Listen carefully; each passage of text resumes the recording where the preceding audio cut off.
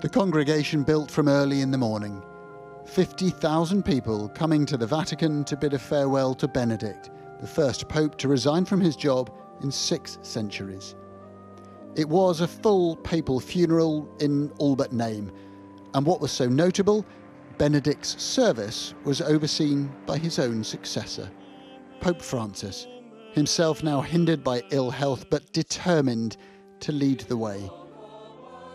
Benedetto, fedele amico dello sposo, che la tua gioia sia perfetta nell'udire definitivamente e per sempre la sua voce.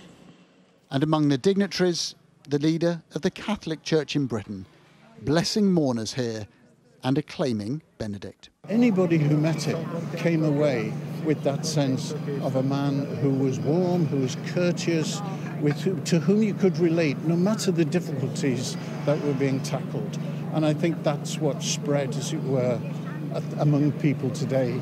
Here we're saying goodbye to somebody who's just lovely. Benedict resigned 9 years ago, but continued to live here in the Vatican. On a cold and misty morning, this remarkable spectacle of one pope conducting the funeral service for his predecessor. And it raises important questions about the way Pope Francis will now lead the Church and whether he is thinking about his own future and his own retirement. Pope Francis did look frail today. He's now 86, older than Benedict was when he retired. It marks the end of this era of the 2 popes, or this era of having a Pope Emeritus, a retired Pope, at the same time as an active Pope. Now going forward, we'll see what Pope Francis does. But for many at today's service, the Church's future is a question for another day. For them, this was all about remembering Benedict.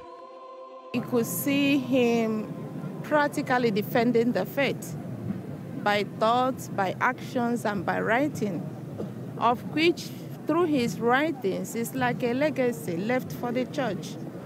I am really thankful for him, especially for his being so faithful in the Church and his humble service to the Church. Special grace and special courage. He's a brave man. I like him.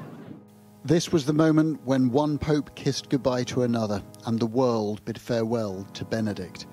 He was buried in a crypt underneath St. Peter's Basilica, a tomb once used by Pope John Paul II, now the resting place of his friend and successor. Adam Parsons, Sky News, Vatican City.